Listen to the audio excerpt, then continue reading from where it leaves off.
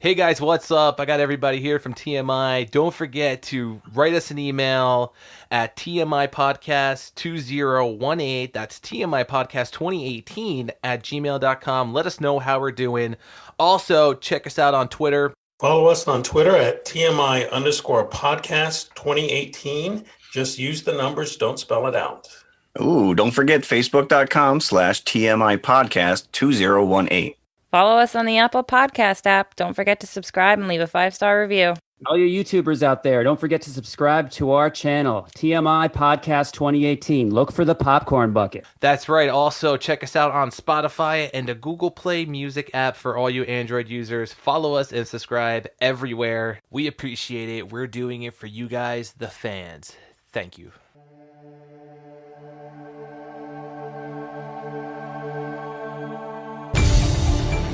The moment our fellow geeks, dweebs, nerds, and other unfortunates have been fervently waiting for has finally arrived.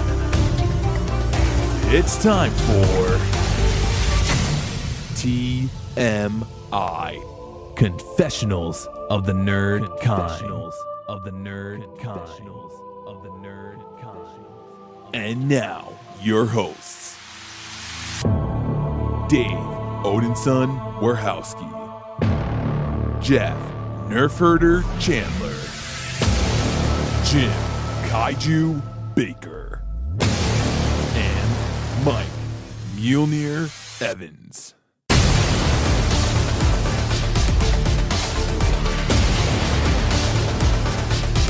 And now, let's get on with the show.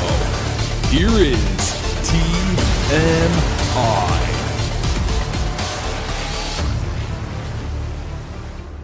Jeff, Mike, hello. We're back. We're back. Why, hello. Again. Hey, welcome everybody. What is this, episode 20? 23. 23. We're coming up quick on our 25th anniversary episode. Nice. That's a lot of work on our end. Yeah. Feeling a little morose today. Oh. The main feature is kind of a downer. I think we can make some fun with it, though. We can help each other get through this. You know, we can help the audience as well. Yeah, I'm hurting. I'm hurting over here. Yeah. Hurting. Oh, well. But Jeff, let's cheer things up with some news. Well, some of the news may not cheer you up. So first of all, last week, we talked about this new popular Oscar. Well, someone over there at the Academy Awards must have been listening to us and realized that maybe it wasn't such a good idea because it's already been scrapped. No sooner can we talk about it and speculate than no. So I don't know the backlash, but it is no longer an option. Was there a reason why? Probably whoever is the grand poobah probably had his monocle in at some point. Popular poppycock. Poppycocks. I do believe that there was some serious backlash above and beyond what we laid out. So I don't know. They tried something different, but then again, they didn't. They talked about it and never came through. So that's that. Secondly, I know this is a couple days old, but it's worth mentioning, which is Burt Reynolds, dead, 82. Kind of a bummer. Kind of made me reflect on all the forgotten Burt Reynolds movies that I've seen over the years. Yeah. First and foremost, I think my favorite, Hooper. If anybody remembers that. Do you remember Hooper? Stuntman. Stuntman, Jan Michael Vincent. Jan Michael Vincent. Who was a very young kid in that movie, by the way. Yeah. Obviously. Directed by Hal Needham, who used to direct a whole slew of Burt Reynolds movies, who was a stuntman himself. I think the Cannonball Run was from Cannonball Run. Well, Cannonball Run, Cannonball 2, Cannonball 3. Sharky's Machine. Sharky's Machine, that's right. The End with Dom DeLuise. Yeah, well, Dom DeLuise, you didn't do anything without Dom DeLuise. Yeah. Love Dom DeLuise. I know. Gone too soon.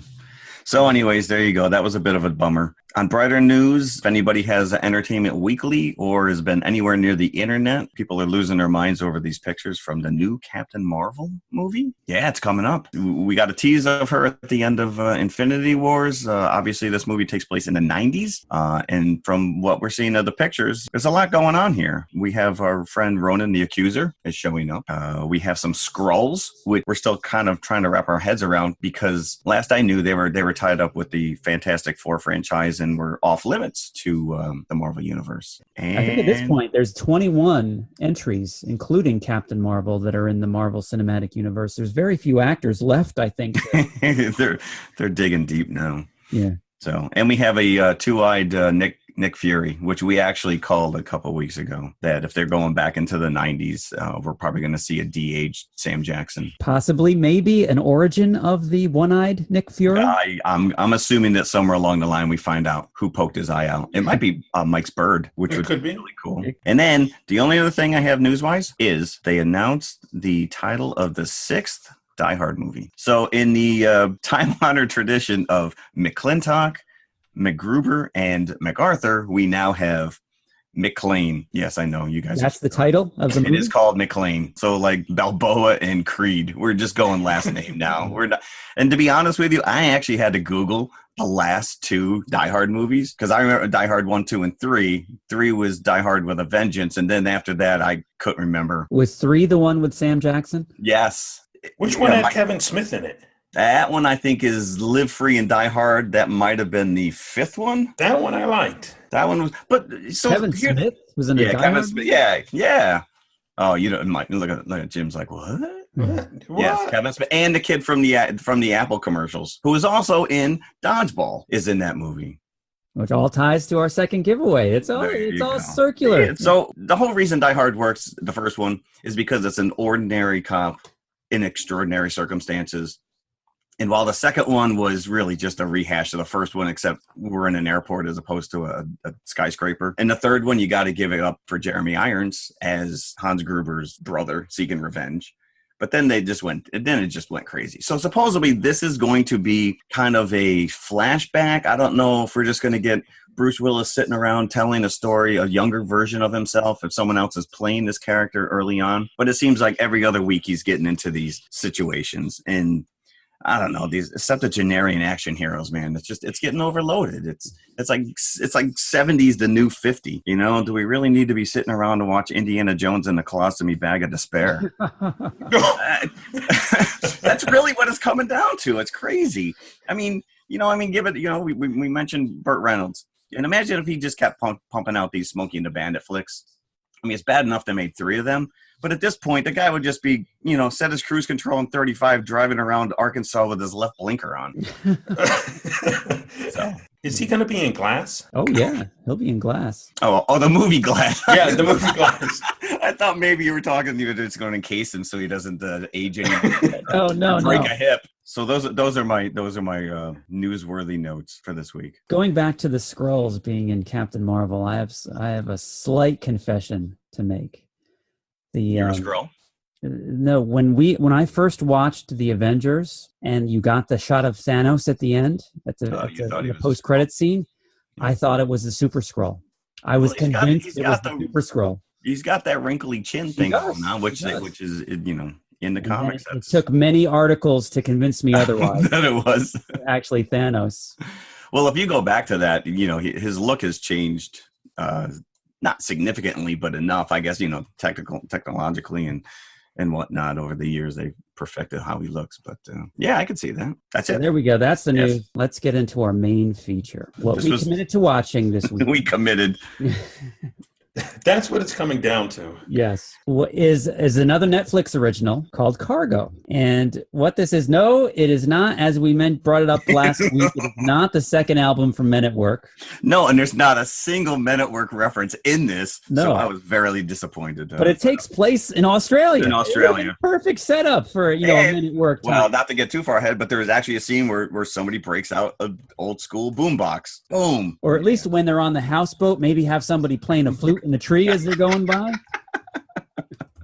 Nothing. Not even a Vegemite sighting. No. It is just another entry into the endless, bottomless zombie genre.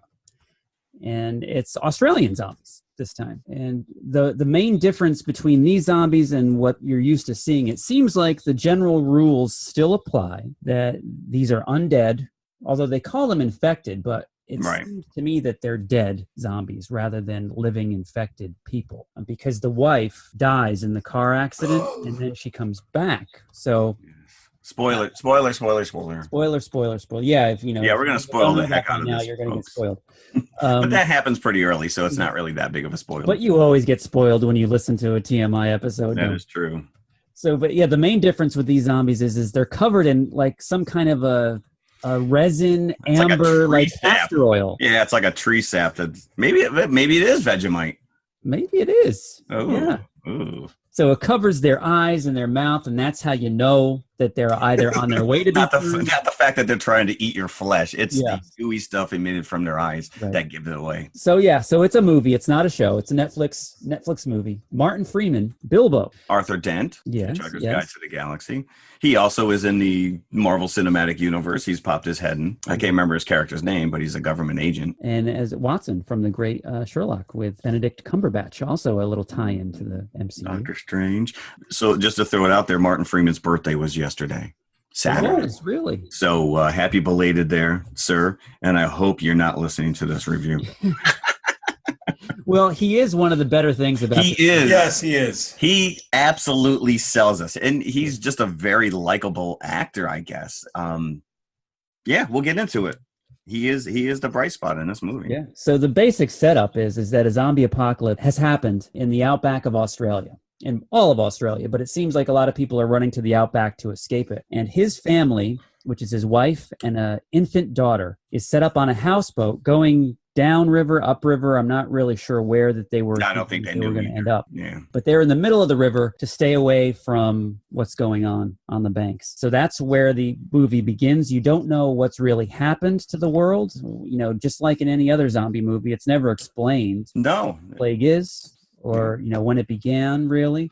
But they're in the middle of it. They find, right in the first 10 minutes, they find a crashed sailboat that's also on the river. And Martin rows out to it from his houseboat to go through it. The character's name is Andy. Andy. And the wife is Kay and the baby is Rosie. So And Rosie did a wonderful job for a baby. That was a very expressive baby, I think. Yeah. There had to have been probably like triplets or something they used. You can't just use one baby while filming a movie in the outback. The dango ate your baby. Andy goes into this crashed boat that's on the riverbank to get some supplies. He forages. He finds a whole bunch of stuff to bring back to the houseboat, but he hears a little rustling going on in the closet. Ignores it, creeps him out. Probably ignores it. Okay, I'm just gonna leave now. Yeah, I'm gonna take my cooler and I'm just gonna back out of here slowly. Yeah. And then lies to his wife. Oh yeah, he lies to his wife. That's right. That's the downfall. This whole be truthful and you will not get bitten by a zombie, because his wife is obviously worried that he went, and he lies to her saying, "Oh, it was fine. It's they've got a ton of stuff in there." And then promptly takes a nap. Yeah, then he takes a nap because it's tired him out. The wife hears this, that it's fine, that it's safe. She wants to go back and investigate herself to see if there's anything else. Right, like he brings a bottle of wine. What more do you want? Yeah. So she goes back, and lo and behold, she hears the same rustling behind the cabinet door. You don't actually see what it is, because you don't. No. You work it out that when the next scene you see is back on the houseboat, Martin Freeman wakes up from his nap. He follows a trail of blood to the bathroom. His wife is in there. She's been bitten by we assume is the zombie that was hiding in the closet. I was hoping it would be the Meg. Him is a mystery, but because zombies don't differentiate, they're not afraid. Oh, that's a man. That's a defenseless woman. Attack her. I'm waiting for your wife to come back. So that is the setup, and apparently you've got exactly 48 hours. Yeah, this is really interesting because they find all of these they're not zombie survival kits, because it's really only you utilize these kits after you've been bitten. Right. And they all seem to come with this little Fitbit that you can program 48 hours, and this disease is immediately right down to the minute, 48 hours. So I got 2 days. But there's also some kind of like a cattle prod thing that it's like, I guess this is like the universal way that it's the true way to dispatch a zombie is a spike through the head. And that is included in all these handy dandy little zombie Thank you very much, whoever put that together. Yeah. And it's literally made for anybody that's bitten by a zombie. It's not a survival kit. It's a death kit. It's here's how you dispatch yourself. At first I thought it was like this. That was the antidote, that you were going to have to shoot this thing into your head, and then later realized it was not. Yeah. Right.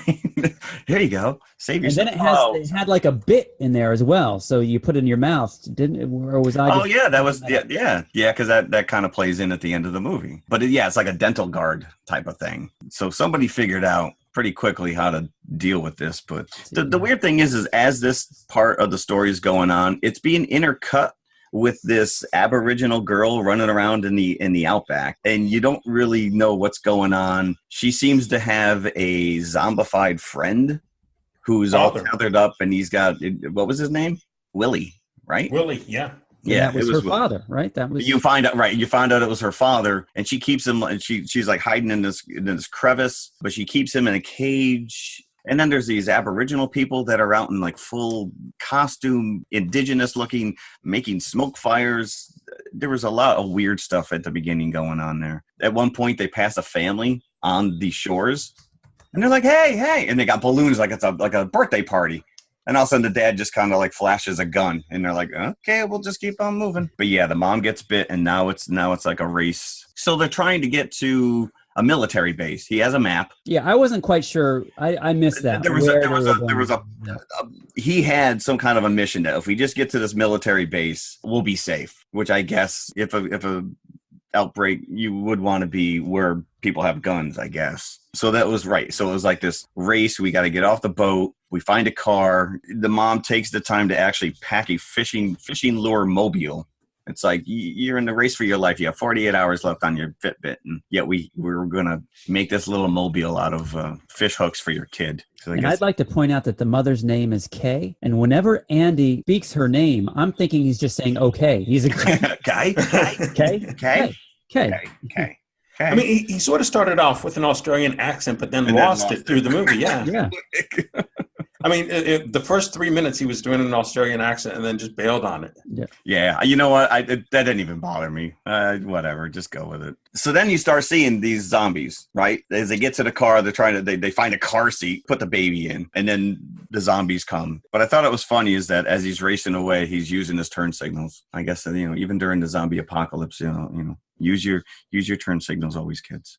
I was surprised that they went for the baby seat. I mean, you're in zombie apocalypse. I mean, you're living life by the minute, and they're like digging out for a baby seat. I'm like, get out of town. There was a lot of, and so the mom is bit in this various stages. She'll just like fall down and foam at the mouth or whatever, and then wake up like minutes later and be fine again. And he's trying to save her, and she's in the side of the seat, and it's just, you just know it's going to end badly. And the kid, I'll tell you what, the kid had no food, a loaded diaper, and then it ends up with a dead mom, but all you got to do is spray some perfume, and this kid is good to go. So they're in the car. They're trying to escape the mother's certain fate, and the Aboriginal girl, Toomey is her name, her father, who is a zombie. So she doesn't want to kill her father. She's trying to bring him to the clever man.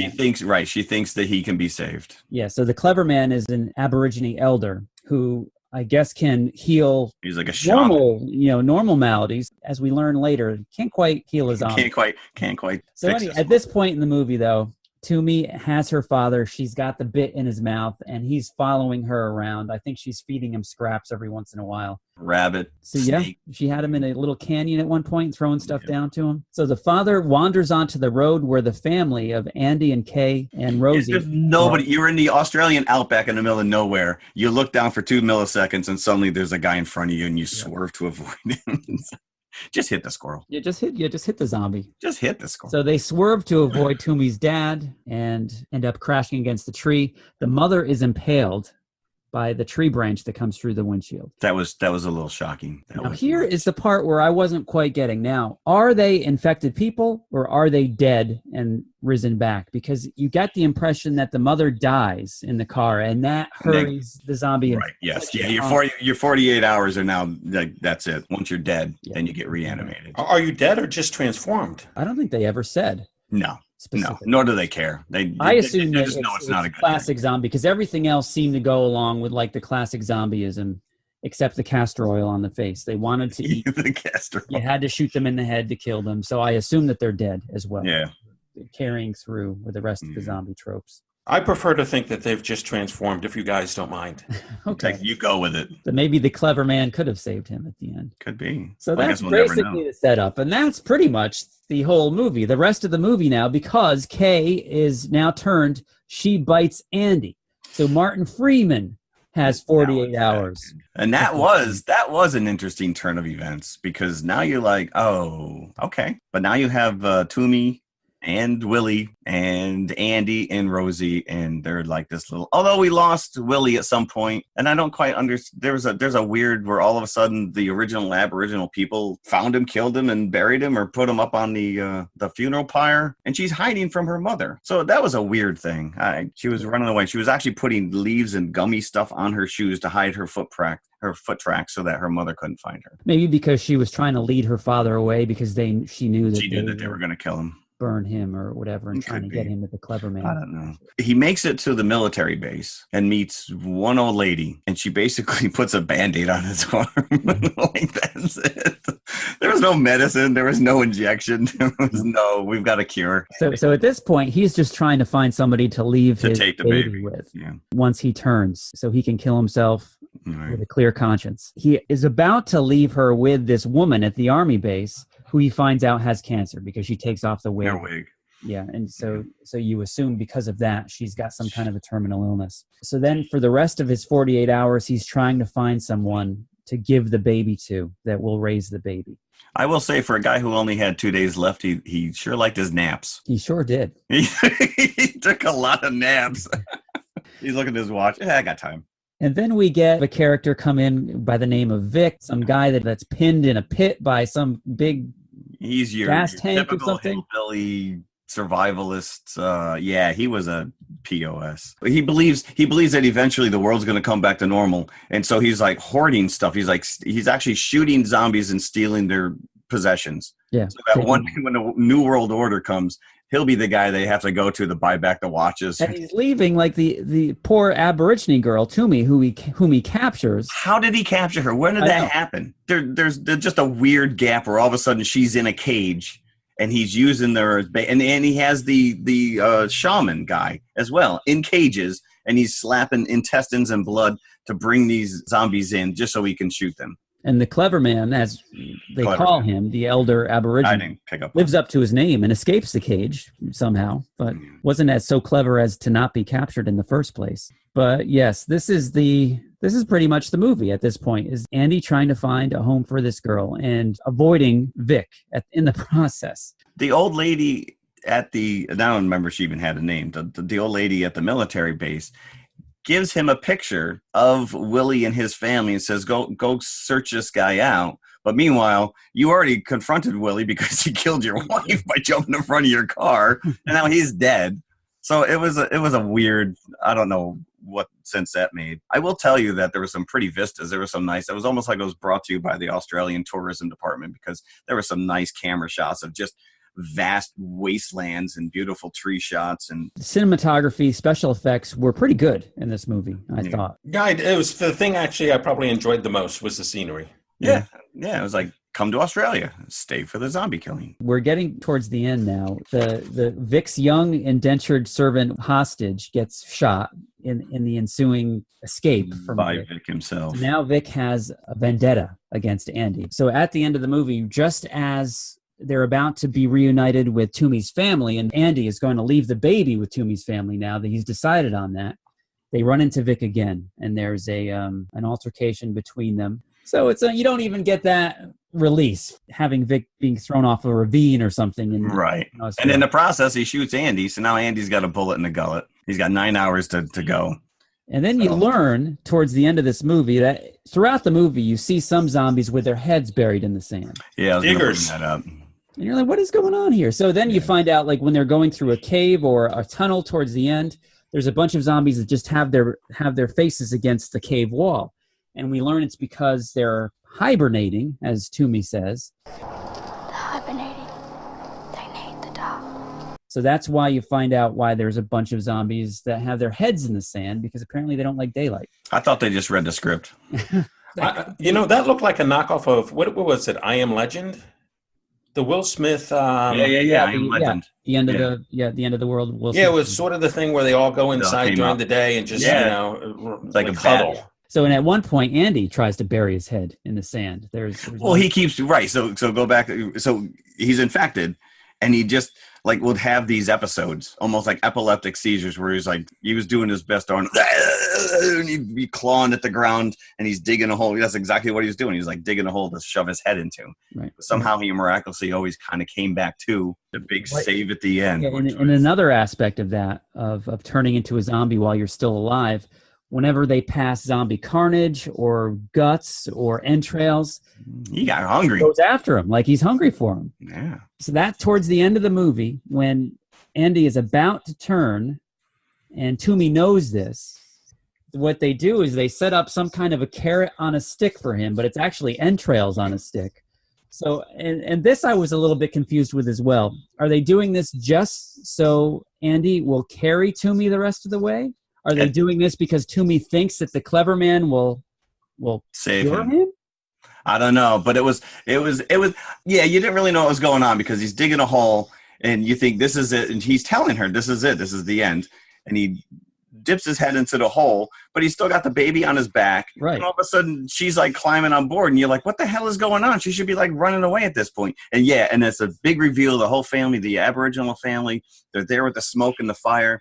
And as they're leaving, they're like, oh, it's hopeless. We'll never find her. And all of a sudden, through the smoke comes this lumbering Andy with entrails on a stick. She's riding on the back. And I'm like, this is a great visual. This is awesome. And he's got the castor oil all over his face. Oh, yeah. And he's got, yep. Yeah, he's got the Vegemite all over his face. I mean, it was hokey, but the visual of them emerging from the smoke with this kind of like this MacGyver, you know, the movie's ponderous. The zombie basically giving like the baby and the girl like a piggyback ride with the stick in front of him with the entrails. If he knew he just turned around, he could eat them. Yeah, and then they spray the perfume just to keep him docile. As they, I guess if he started to flip out, she just sprays the perfume and he calms down again. But they finally dispatched him. I want to see a whole movie of just those Aboriginal people like fighting zombies. Because they were kicking ass. They were, yeah. Yeah, there was a couple of punji sticks. You had some spears and stuff. Yeah, they had some punji sticks going on. And there was some parallels I got from Quiet Place, just in the sense of this whole, raising kids in a new world environment kind of a thing. Like, even if she somehow survived, what kind of life are you going to have? As we said before, I think Martin Freeman really brings this movie over the edge. He gives us some serious gravitas, I think. There is, yeah. But I think, taken all together, if you compare this to, say, last week's Netflix movie, which was Extinction, even though Extinction had those kick-ass battle scenes going on, or wipeout scenes is more of an apt term, I think this is a more polished-looking film. I think this had more going on visually. Maybe not story-wise. It was very slow-paced, but... It was ponderous. I think I maybe enjoyed it just a little better than I did Extinction. I think I did too. Yeah. I actually have in my notes that it was a bit of a stinker, and I'm not talking about Rosie's diaper, but now that we mention it, it was not bringing really anything new to the zombie genre, but it still was different enough that I enjoyed it. Was this intended to go direct to Netflix, or what was the intention on release of this? I did a little bit of research to see. I was curious about that as well. It was not. I think it was always intended to be a Netflix movie. It's interesting is last week we were saying that once we realized that Extinction was not meant to be a Netflix movie and meant to be theatrical, it really lowered it in our eyes. Yeah, sure. It's not worthy of a theatrical release. They knew that. I think this kind of redeems itself. It never was meant to be a theatrical release. And so I think as a TV movie, this kind of succeeds in some ways. Yeah. So I think just looking back last week, I think I gave Extinction 3 popcorn buckets. I think I would go 3.5 with Cargo. I'd go 3. 3? I mean, I liked it better than Extinction, and I think I went 3 on that in the notion that it was a Netflix movie. And I like this better than Extinction, but I can't go higher than a 3. 3.2? No, just a 3. Just a 3. Just a 3. We're going to stay right at the 3. No. Nope. So yeah, let's get out of the Outback, please. Yeah. Let's get our mid-show snack like we always do, because I hear some popcorn. I am hungry. You suppose there's time? Sure, there's still time to visit our fine snack bar, where we offer a wide variety of good things to eat and drink to top off your evening. Want a suggestion? How about enjoying a treat we're famous for? A refreshing cup of smooth, chocolatey good Jubilee hot chocolate. Such a comforting, special kind of drink, and a favorite with folks of all ages. Hot chocolate goes down real easy this time of night, makes you feel warm and altogether wonderful. Bet you've never tasted hot chocolate quite as good as we make it. Enjoy a cup tonight. And here we go. We're back. We got our stuff, and we're back in our seats, ready to talk about Evil Dead 2. Now, Jeff, this isn't your first rodeo, I assume, with Evil Dead 2. No, I've seen this numerous times. Yes, but Mike has not seen this before. I am so curious as to what he thought, a first-time viewer of Evil Dead 2. I mean, I'm conflicted on this one. You know, part of me really enjoyed it, and part of me thought that this was the stupidest thing I've ever seen in my life.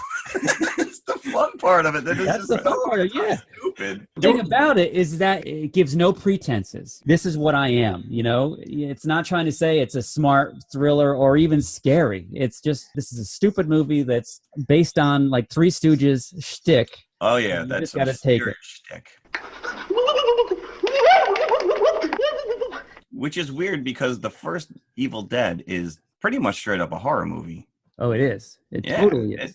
A very creepy, effective horror movie, too. Yeah.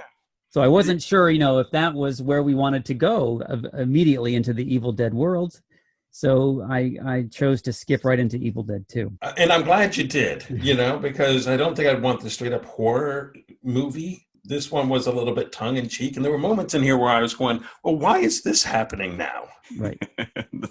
Yeah, and it is to somebody that's for a first timer, because if you're familiar with the first Evil Dead, in the beginning of Evil Dead 2, they set up the story of the first Evil Dead in the first 10 minutes, where you see Ash and his girlfriend go to the cabin. They have the first night. The girlfriend dies. He beheads her. He buries her. And that's kind of where, and at the very end of the first Evil Dead is where you see the force from the woods come in the next morning after Ash has survived the night and come up onto Ash. And that's where the first Evil Dead ends. But in the Evil Dead 2, it picks right up where Ash is kind of riding on this force from the woods. It's spinning him around, dumps him against the tree, and then you see he's possessed until the sun rises and the demon leaves him. What you're not seeing in Evil Dead 2 is that in the first Evil Dead, there's actually 5 people in the cabin. Right. So what I was just doing some research, and just to cut for budgetary reasons, they didn't want to bring all the actors back. They just decided to really truncate what happened in the first movie just to Ash and his girlfriend. Well, that's interesting because I read that they couldn't get the copyright to the first one. Really? That's why they had to go back and refilm it, just those 2 characters. Oh, I see. Interesting. So they would have actually showed scenes from the original film. Right, correct. Why not?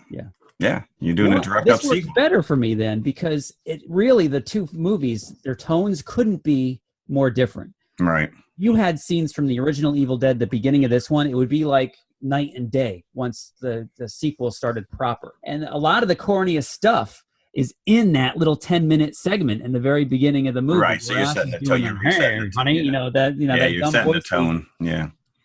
But it really does kind of set up where the movie's going, that it's not meant to take it seriously at all.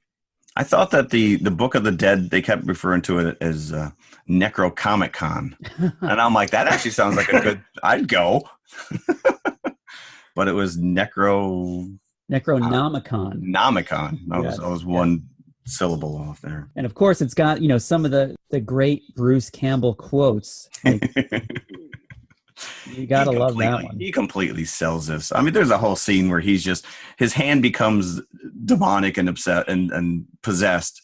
And he's basically, it's shtick. He's fighting himself and he's hitting himself over the head with plates. And it's just so over the top, but it's brilliant. It's so well done. And the scene where the hand is crawling across the floor to try to get to the meat cleaver, and you just he's dragging, and he's got the little, and it's got like this little Ewok type of voice going on there.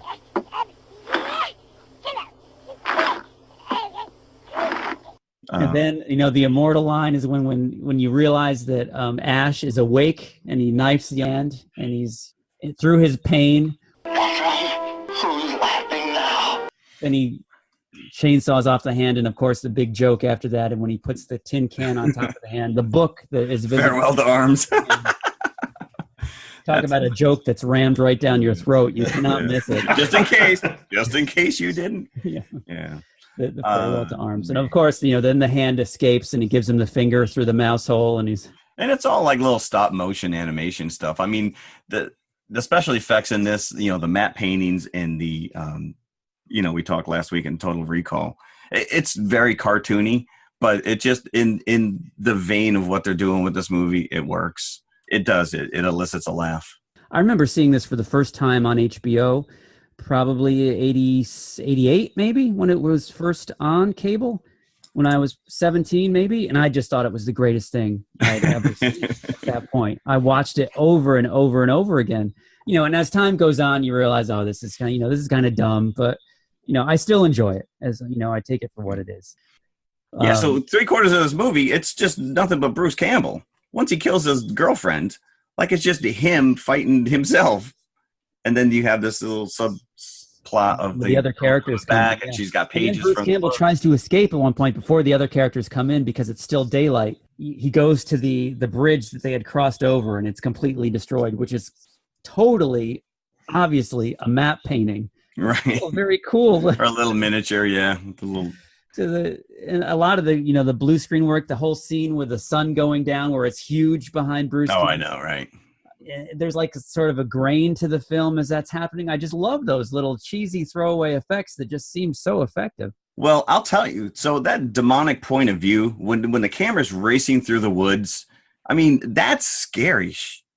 I mean, that's super effective. You got this whooshing sound, and you got the characters. They cut back to the characters, and it's complete and utter silence. Standing outside the cabin or whatever. But then when they cut to this point of view of the demon, and it's speeder bikes through Return of the Jedi. It's like you're racing in and out of tree lines, zooming toward your hero, and it's very effective. I mean, they do that numerous times through the cabin, through the windows. That's scary stuff. I mean, even, say what you will about the goofy over the top, animation of some of this. The gore is just, I mean, you can't just have one blood splatter. It's like an entire ocean pouring through the walls. But that point of view is very effective. So on first viewing, did you guys ever find this to be scary? The first one I found to be Evil Dead itself. I saw in the movie theater in college and was absolutely horrified by it. It was scary. Yeah, but not this one I don't think so. I never found this movie scary. Evil Dead. It's gory. It's cartoon violence. It's itchy and scratchy. You take Tom and Jerry to the next level, and it's just disarmed guts. Yeah, the first one. Yeah, I've watched the first Evil Dead many times, and I've always been apprehensive pressing play and watching it again. It scares me every time. I mean, there's that scene where the eyeball pops out of the hag in the basement, and it flies into the girl's mouth. I was looking at the special features, and that was a total rip right from a Three Stooges episode where really? They're flicking the grapes and like it goes into wow. a Three Stooges episode. I mean, I expect when he's fighting himself, I expect him to go into the curly shuffle there on the floor. Whoop, whoop, I think in Army of Darkness, like there's a like a Three Stooges poke your eye out. There is, yes, correct, yeah, straight up. Yep. So I did read that throughout this movie, there's different color blood. Like sometimes you kill a demon and it's green or maybe it's blue. They were doing their best to keep the X rating out of the picture, but it didn't work. This thing was released unrated. And do you know that Stephen King actually had a lot to do with getting this movie made? No. Yes. I read that myself. Yeah. Our friend Dino De Laurentiis ponied up the money. Dino, sell me the movie. Yeah, exactly. He was such a big fan of the Stephen King was a fan of the original, and I guess Sam Raimi went off and made another movie. It bombed, and so he said, "Screw it, I'm going to go back to the movie that made me some money." And Dino was interested in Sam Raimi and asked him to direct an adaptation of Stephen King's Thinner, which Sam Raimi turned down. But he was trying to get money for Evil Dead 2, and he couldn't. And then Stephen King got wind and asked Dino to finance it, and he did. So yeah, at the very beginning, it's the Rosebud Productions. That's a fake company. Yeah, I've never seen that. No, they created it. Dino De Laurentiis created it specifically to get around the X rating. He was not allowed to release an X-rated movie, so they created a fake company. That's pretty funny. And part of the reason that he took this on is because the original Evil Dead was a big hit in Italy. Oh, okay. He took note of that, and that's part of the reason why he agreed to finance Evil Dead 2. Interesting. I did read that that Buick is in every one of the Sam Raimi movies. The car. It was an Oldsmobile, wasn't it? Oh, Oldsmobile. All right, fine. So even Spider-Man? Yeah, that's Uncle Ben's car. Yeah. What are you gonna get shot? Oh. That's Uncle Ben's car? That's Uncle Ben's car. So How I know that crazy is Bruce that? is in every one of Sam Raimi's movies. Well, we know he's in, right, but yeah. In Spider-Man, famously as the wrestling ring announcer. And then in Spider-Man 3, he was the bouncer. Yes. They wouldn't let him into he was the bellhop. Mary Jane's play. Yeah, Mary Jane's play. Yeah. So, did you guys ever see Dale and Tucker versus Evil? No. Highly recommended. Please search it out. Watch this movie. It takes every one of these stupid teenagers in the woods, hillbilly tropes, and just turns it on its head. Alan Tudyk is in it. Genius. I couldn't stop thinking about this while I'm watching this because it sends up all these type of stupid white kids in the woods with a demonic cabin. And is this a show or is this a no? It's a movie. It's a movie. It's a movie. From what era? What year? It came out. I'm going to say it might be 10 years. Highly. We'll look it up. Everybody out there, look it up as well. Yes. Maybe I'll actually make it one of my choices one day. What was it called? Dale and Tucker versus Evil? Yeah, or Tucker and Dale versus Evil. It's Dale either or. Highly recommended. So yeah, these characters show up and they're just, like you said, Hillbilly Jake is just at one point he forces them to go out and find a girl who ran into the woods. Oh, right. Bobby. And then you see him in extreme close up repeatedly. Bobby, no! I read that the only reason he got the part was he's able to take his tooth out, so he looked more like a hillbilly. I thought to myself that he had very unfortunate teeth. Yes. Well, that always drives me nuts when you're watching a movie. And again, even Cargo, they're in the Australian outback, and they all have perfect teeth. It's like, come on. Even Austin Powers, by the second movie, his teeth were perfect. I guess maybe whatever. Something you got to let go when you're watching a movie. Yeah, you get stuck in on some of these things. I did enjoy the ending, though. Which was unexpected, which was when he's transported to, medieval England.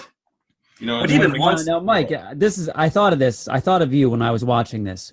When you saw the page in the middle of the movie from the Book of the Dead, which shows Ash in medieval times, did you realize that was Ash in the photo? I did not. He had a chainsaw. I did not either when I first saw the movie. I'm going to say probably not. Yeah, we probably weren't paying attention. But when you watch it again, you think it's obvious. Well, it's so obvious because it's the only page that's in color too. All the rest was like written in blood. When I saw that ending originally, that's when I just thought this was a work of genius. It's in my mind. They brought it right from this schlocky comedy horror right into like another genre completely at the end. Yeah, and he's just like, no. Yeah, like I just survived this one. Yeah, once the movie. Once he goes MacGyver and he just retrofits the chainsaw onto his wrist and he cuts off the shotgun in half. That for me is when it just kicks in. Yes, and when he's got his girlfriend's head in the vice in the tool. Even now we have your darling Linda's soul. She suffers in torment. You're going down. Yeah, and then afterwards he's like, "You're fine. the scene when he's talking to himself in the mirror. That's a great scene. Because it's like a magician's trick where you're watching a reflection, and all of a sudden he comes through the mirror. And you realize, obviously, the guy who's the back of the head is not the same actor. Bruce Campbell, yeah. But they were mimicking their gestures and everything, and that's a nice little throwaway scene. But he's like, "You're fine. You're fine. You're not fine. You just chopped your girlfriend's head in half. Chainsawed her head." And I'd like to give a shout out to Ted Raimi. Yes. Who portrayed Henrietta, the hag in the possessed Henrietta, not the unpossessed, not the kind, lovely one who used to sing to her daughter. But I don't know, Jeff, if you saw this on the special features, but the outfit that he was in was a full body latex outfit, and they're filming this in the middle of summer. So they actually had to pour the sweat repeatedly out of the bottom of this outfit just because he was just sweltering in it. It was one of the more disgusting things I've ever seen. You want work in your brother's movies? That's what you got to do. You got to do. But that scene when you first see Henrietta burst out of the ground and she has that line. Once in my fridge cellar. So, Mike, are you at all, at least looking forward to seeing Army of Darkness, which is entirely Ash in the Middle Ages? Sure. I mean, when I first turned this on, I'm like, these guys have done it to me again. There's another stupid, excuse me, another stupid movie that these guys are just like loving all over. And then I kind of got into it. So I'm like, I mean, Jeff, I'm never going to forgive you for the Don Knotts film. You didn't even watch it. But yeah, I'm ready for another one. Okay. Nice. Eventually, we'll do. Well, he went Army all of Mad Max on us by the end too. The white streak in his hair, the whole bit. Yeah. You actually see the white go into his hair. But yeah, Army of Darkness is like a big budget version of this, but in the Middle Ages. It's got cinematic values to it, rather when this one is obviously still in a shoestring. Evil Dead even more so, the original Evil Dead. But Army of Darkness is kind of a graduating into the big leagues. Because that was a universal picture. I remember I was the only one in the theater when I saw Army of Darkness. I did see it in the theater. Yeah. So, and there's a great when he took over the Spider-Man in Spider-Man 2. There's a scene where they're trying to remove Dr. Octopus's arms, and that is straight up like out of his playbook for some of this. I mean, that's horror. I had a little kid in my theater. And he's sitting behind me going, Dad, I don't like this, Dad. And the dad's like, shut up. I'm like, take the kid out of them. You just traumatize your child. Yeah, the scene when the arms come alive and they are impaling all the doctors. Yeah. That's straight up Sam Raimi. It totally is. Yeah, people doing stupid stuff in the woods, but you know what? This is just, it's... And I read somewhere that he's squeamish around blood, so I find it hysterical that these movies are just so filled with, I mean, cartoon gore. Arms flying, heads flying. I've got a fun fact for you from the making of this movie. When Sam Raimi was making this, he was still very much a penniless, low-budget filmmaker because the first Evil Dead, while a success, I don't think he saw a lot of money from that. And then his second movie, Crime Wave, was not a hit whatsoever, even a cult hit. So Evil Dead 2 was kind of his last gasp to be successful. And while he was either writing this, I think while they were writing it, that Raimi and Scott Spiegel, his writing partner, were sharing a house with the Coen brothers, who were also not as well known back then. And some of their house guests at the time were Frances McDormand, Kathy Bates, and Holly Hunter. The character of Bobby Joe is based on Holly Hunter. So yeah, he tried to get her hired, and they said they wanted someone sexier. I don't necessarily think that they achieved that. So it might have worked for Holly. And there's multiple references going on here in terms of movie posters. I don't know if you guys noticed, but there's a Hills Have Eyes movie poster.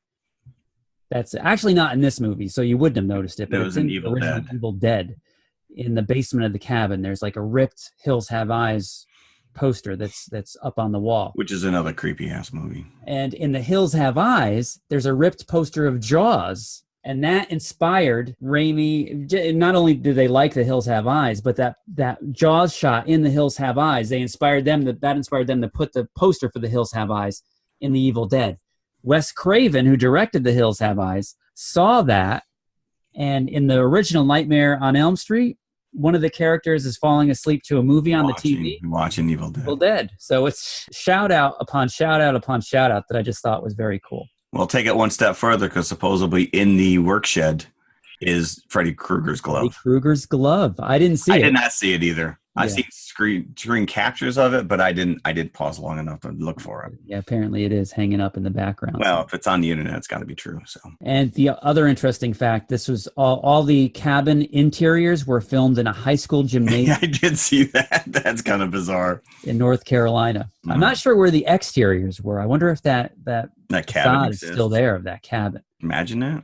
Yeah. Go hang out there. It was filmed in Michigan and North Carolina, right? Yeah, I think you're right. North Carolina, yeah. Yeah, maybe the Michigan locations were the exteriors for the cabin. When they were reading the incantation, does Jim? I mean, I know you've seen this numerous times. Do you know the incantation? Can you recite it? Whenever I think of it, I think of that the day the earth stood still. Exactly. Klaatu, Barata, Nikto. Yep. I think Klaatu was in there, isn't it? There is something very similar. I didn't know if you knew it off the top of your nerdy head. I don't.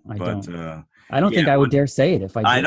I would turn off my mic right now. I would leave the country. But yeah, when they were like, "Oh, if we just read this, it'll manifest itself into a physical form," and I'm like, "Stay Puft Marshmallow Man? Are we going to get the Stay Puft Marshmallow Man? He was pretty, and that whole demon at the end, a big giant demon with the head through the door and the hand, he was like a tree creature kind of. That was pretty well done. That was, yeah. That was nice. You did see the budget of this right up on screen. Yeah. No. I think in a lot of ways, well, like you talk about Army of Darkness, and there's some stop motion animation stuff, especially when you get into the skeletons and some of the other things. But I appreciate the artistic, the cheaper stuff. I think sometimes works better because you're on a budget and you just kind of go with it. You know, when the elk on the wall starts laughing maniacally. My son just happened to be walking by while that scene. He's like, "What the?" And when he starts to do, when the lamp is going up, and everything down, right. Goes up and down with it. Yep, is also a classic. Yep. Now, okay, budgetary information. This cost $3.6 million of Dino De Laurentiis's money to make, which is nothing. And it did make it back. Original box office was 5.9, so it did make it back.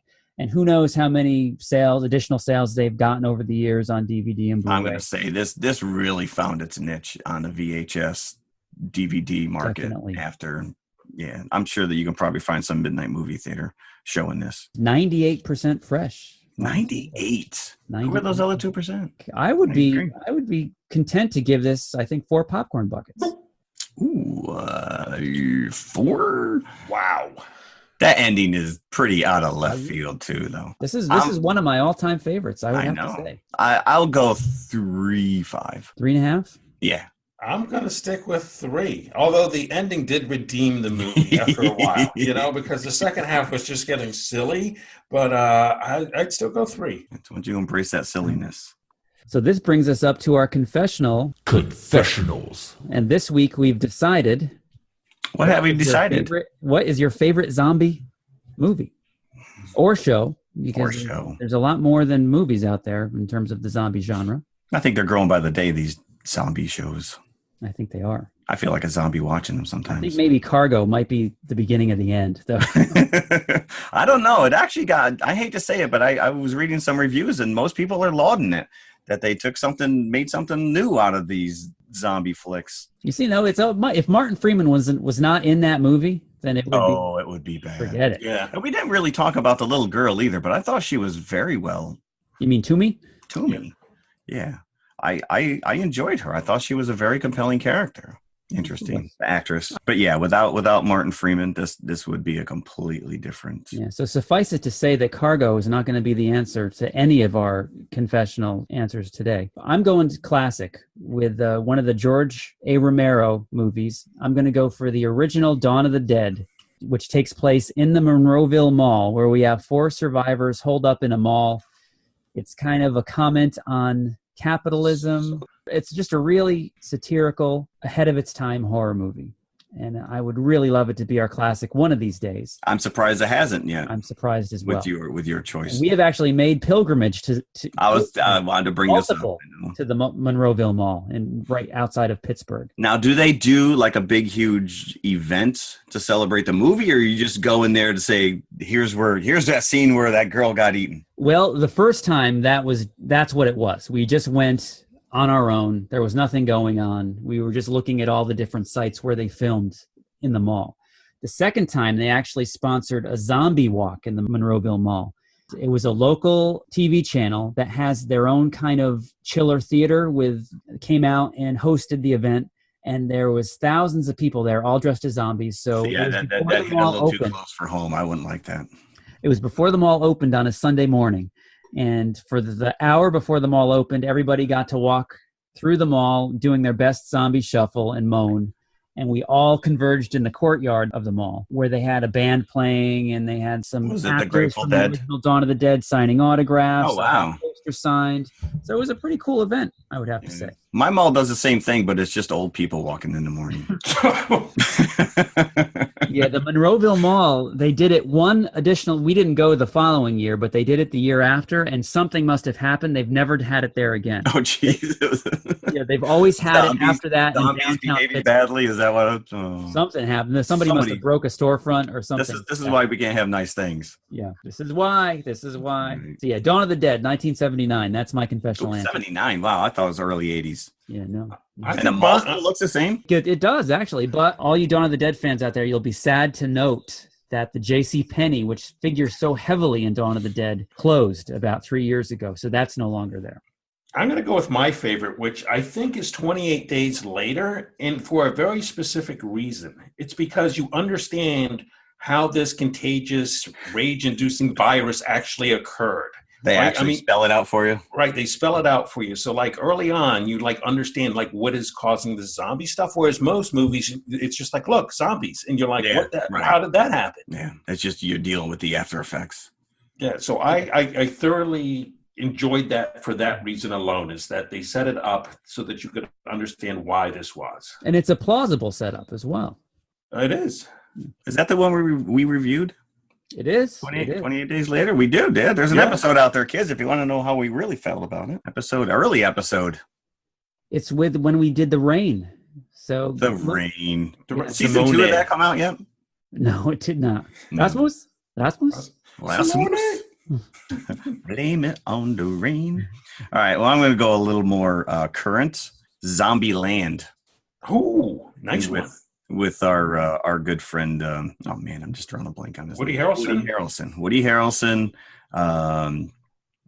Bill Murray. Again, Bill Murray. Bill Murray has a phenomenal cameo in this. Brilliant. So again, you don't know what happened. You're just dealing with the after effects, and these people are trying to survive. They don't even have names. You're throwing out Wichita and what was his little name, Toledo? But they were just, Woody Harrelson's whole thrust was to just find the ever elusive Twinkie. Yeah, you had some gore, but it was comedy as well. And you've got some up and coming stars in that as well. Emma Stone. Yes. Yeah. She was and Jesse Eisenberg. That's the other one. I couldn't remember his name. I get him confused sometimes with the other. With Michael Cera.